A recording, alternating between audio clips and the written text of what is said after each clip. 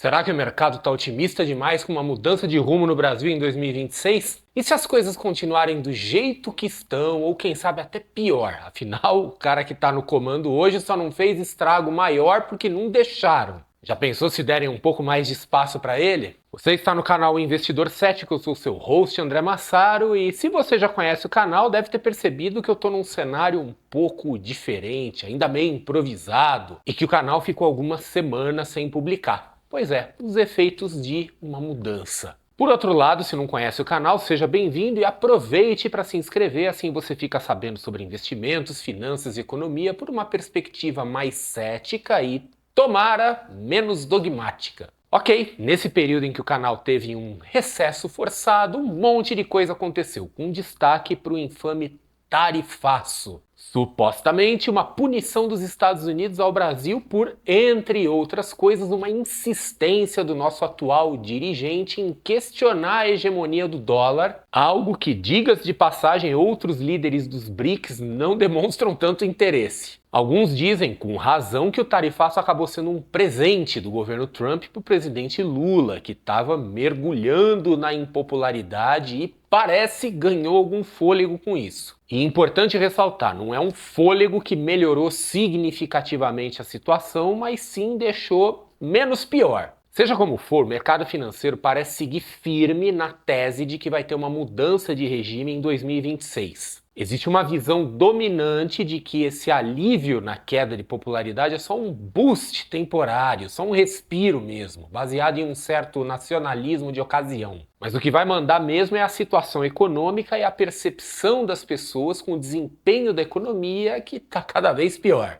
Um indicativo óbvio de que o mercado está comprado nessa tese de mudança em 2026 é o próprio desempenho da bolsa. O Ibovespa está operando consistentemente próximo das máximas, mesmo com 15% de juros. Mas talvez um indicador ainda mais evidente é a curva de juros dos títulos públicos pré-fixados, que é a referência dos juros brasileiros. O gráfico da curva, que é publicado pela Ambima, mostra os yields, que são os retornos dos títulos públicos, subindo e fazendo um pico até aproximadamente o final do ano. E lembrando, esse detalhe é importante, que a curva de juros não mostra o comportamento esperado da taxa Selic, ou pelo menos não diretamente. Ela mostra o comportamento esperado nos yields dos títulos pré-fixados, que são os retornos desses títulos. Uma perspectiva econômica ruim, com expectativa de inflação, por exemplo, faz o valor dos títulos pré-fixados caírem e isso aumenta o retorno deles, os tais yields, pois eles passam a ficar mais baratos e com maior potencial de ganho. Aí, ao longo do ano que vem, a curva sinaliza uma queda acentuada nesses yields, ou seja, os títulos prefixados vão ganhando valor, até uma inversão e subsequente normalização da curva, quando ela volta a ficar suavemente ascendente em aproximadamente 3 anos. Ou seja, o mercado está comprando um cenário de piora nos próximos meses, seguido de um período animado, que seria consistente com o fortalecimento da oposição para as eleições do ano que vem, e uma estabilização em condições mais positivas. A curva de juros é uma excelente ferramenta para tirar a temperatura da economia, mas ela não é uma coisa que tenha verdadeiramente poderes preditivos. Ela é um indicador de sentimento. Isso significa que o que ela mostra é o que os agentes econômicos acham naquele momento. Mas tem um problema, é muito fácil a gente acabar confundindo o que a gente acha com o que a gente quer. Em inglês existe até uma expressão para definir isso, que é wishful thinking, que é aquela situação em que a pessoa diz que acha alguma coisa, mas na verdade ela está alimentando a esperança daquilo acontecer. E o risco de os agentes econômicos e de mercado financeiro estarem caindo nesse viés é alto,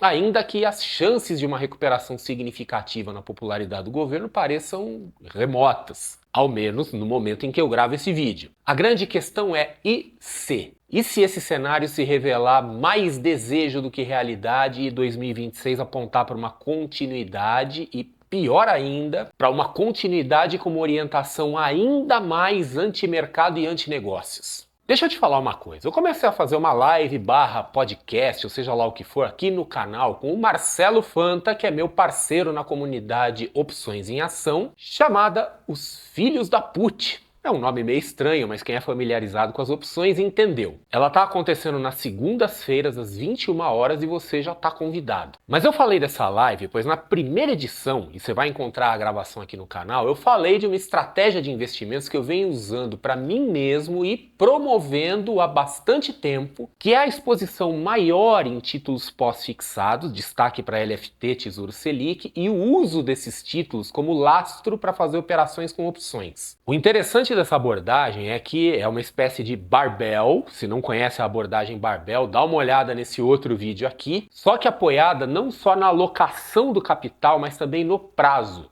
Então, a ponta conservadora, que é apoiada na renda fixa pós-fixada, é de longo prazo, enquanto a ponta agressiva, que é apoiada em opções, tem uma janela de tempo com intervalo de 30 a 60 dias, que é a janela onde se concentra a liquidez das opções, e essa janela vai se renovando. Isso ajuda a evitar uma exposição agressiva e, consequentemente, muito especulativa em prazos mais longos e evita que a pessoa, que no caso sou eu mesmo, ou quem mais seguir essa abordagem, fique comprada na tese de troca de governo se quiser ter retornos melhores. A propósito, quer saber como operar opções de forma simples e fazer operações que parecem super agressivas, mas na verdade são extremamente conservadoras e defensivas? Então conheça o meu curso, A Sua Única Opção, clicando no link aqui em cima ou na descrição do vídeo.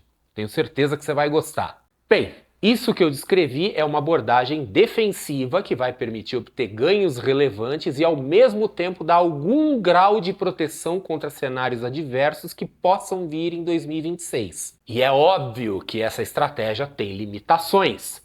Se o atual presidente recuperar a popularidade ao ponto de ficar super competitivo em 2026 e, dependendo do nível de agressividade e de descomprometimento fiscal, nenhuma abordagem super conservadora vai parar em pé. Só que, por outro lado, estamos ficando sem alternativas.